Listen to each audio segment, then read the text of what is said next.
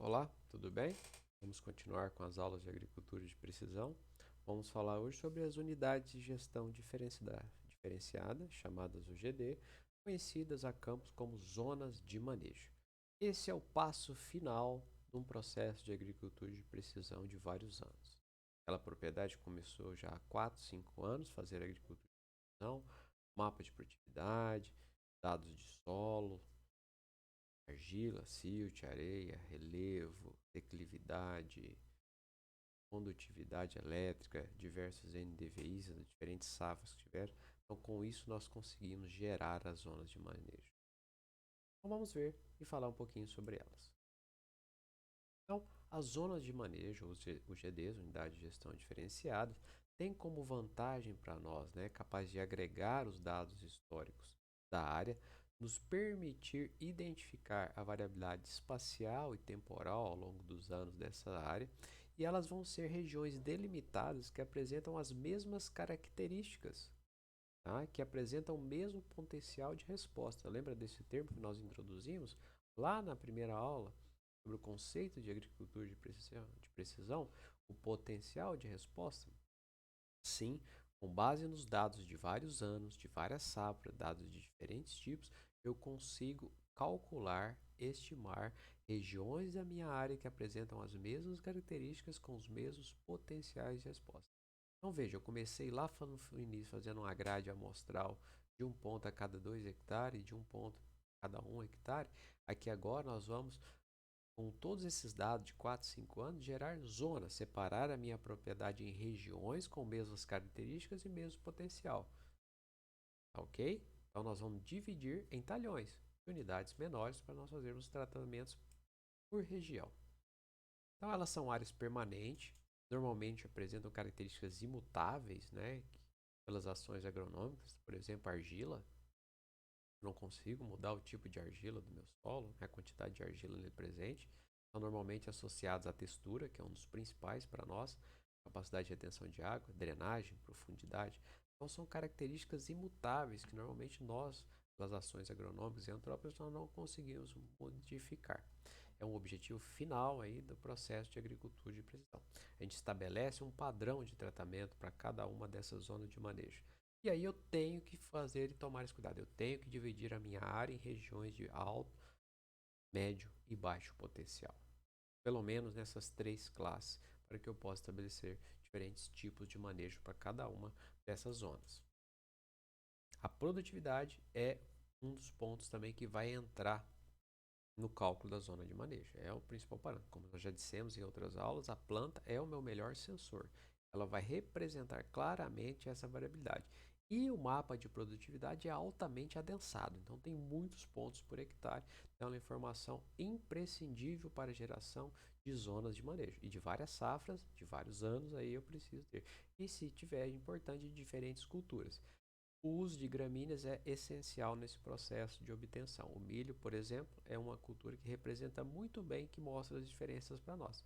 Já a soja, por exemplo, ela pode mascarar os resultados devido à sua plasticidade. Então, use gramíneas nesse processo para a delimitação das zonas de manejo. Os NDVI também vão ajudar.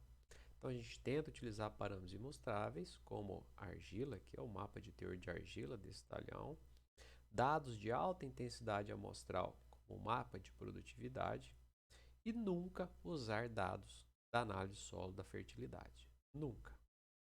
São dados que podem ser modificados, pH, fósforo, potássio, cálcio, magnésio, são valores que mudam todo ano e que têm uma variabilidade muito alta de um local para outro. Então não utilize dados de fertilidade para geração de zonas de manejo. Utilize argila, silt, areia. Utilize produtividade, relevo, declividade, drenagem, condutividade elétrica desse solo, tá? Coisas estáveis ao longo dos anos. Como que eu posso utilizar as zonas de manejo? Veja bem, na adubação, eu posso fazer a minha investigação por zonas. Eu peguei essa imagem aqui, coloquei para vocês esse talhão. Quero mostrar para vocês. É muito claro aqui que eu tenho duas regiões distintas. Uma à esquerda, de maior produtividade, e uma à direita, de menor produtividade. Dividindo aqui, ó, exatamente nesse meio aqui. Tá? Ah, professor, tem uns pontinhos verdes aqui e aqui tem uns pontos vermelhos. Sim, isso vai acontecer na geração de qualquer zona de manejo.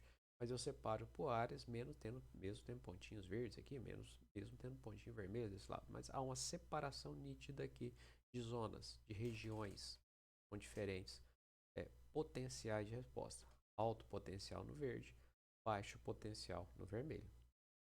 Tá? Então eu poderia fazer duas análises de solo praticamente. Uma para a região de alto potencial e outra para de baixo potencial. Imagine um talhão desse com mais de 200 hectares aqui, nós temos quase 300 hectares. Se eu fizesse uma amostra a cada 2 hectares, eu teria que fazer 150 pontos. E aqui agora eu vou fazer dois. Uma economia enorme. Mas isso só é possível depois de 4, 5 anos, quando eu já tenho pleno conhecimento da minha área e já é possível definir os potenciais de resposta. Tá? Eu posso trabalhar com a população de plantas, área de alto potencial, área de baixo potencial, híbridos de alto rendimento, híbridos caros, híbridos de baixo rendimento. Material genético, melhor, pior. Eu consigo fazer isso. Maior população de plantas, menor população de plantas. Então, a zona de manejo serve para esse tipo de tomada de decisão. Formas de obtenção. Como que eu obtenho a zona de manejo? Então, eu vou precisar dos dados estáveis. Vou pegar todos os meus dados estáveis, argila, silt, todas as safras que eu tiver dos 4, 5 anos, relevo, declividade, drenagem, eu fiz a condutividade elétrica, os NDVI, o que eu tiver, eu coloco nesse arquivo, tá? Monto uma planilha Excel com todos os dados. Normalmente a gente pode utilizar já os dados interpolados, a gente consegue obter esses dados em softwares específicos de processamento, onde eu vou ter as coordenadas longitude e latitude para cada pixel. E aí eu vou ter o valor da produtividade de cada pixel, eu vou ter o valor do NDVI, o valor de argila, tudo em uma malha muito mais adensada após a interpolação. E aí levo para um software de geração de zona de manejo ou faço algum tipo de classificação que permite gerar zona de manejo. Uma coisa que vai acontecer é que nós vamos comparar coisas diferentes. Argila com produtividade. Então, às vezes, nós vamos ter que padronizar para o mesmo tipo de número.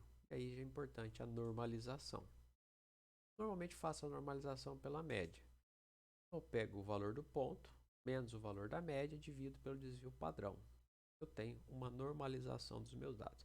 E aí lembrar que eu vou ter que classificar essas minhas zonas de manejo pelo menos alto, médio e baixo potencial de resposta. E eu posso estabelecer esses limites. Por exemplo, o que tiver abaixo de 80% é baixo, o que tiver acima de 120 é alto e o que tiver entre 80 e 120 é uma região de média. Então, posso definir, lembrando que isso aqui são dados já normalizados, tá? Todos os dados foram normalizados.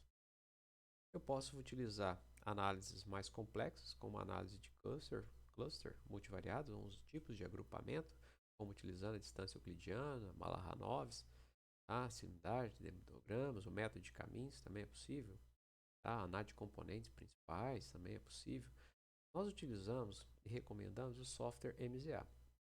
O software MZA ele é um software do governo norte-americano, Departamento de Agricultura dos Estados Unidos, gratuito para baixar após cadastro. E nós utilizamos. Então, nós entramos com um arquivo de dados lá que eu falei, todo agrupado, com todas as informações, safras, anos, tudo que eu quero que é imutável, colocar no processamento. Entro nele, lá eu vou escolher o método. Utilizamos normalmente a distância euclidiana. Colocamos a quantidade de zonas possíveis de ser geradas. Normalmente a gente coloca de 2 a 5, 2 a 6. E aí ele faz o processamento. Ao fazer o processamento, ele me libera esse mesmo arquivo com as zonas classificadas. E aí eu pego essas zonas classificadas, levo para o meu software de processamento e ele vai mostrar as regiões de cada uma dessas zonas. E aí, por diversos outros tipos de processamento, vetorização, eu consigo chegar às minhas zonas de manejo.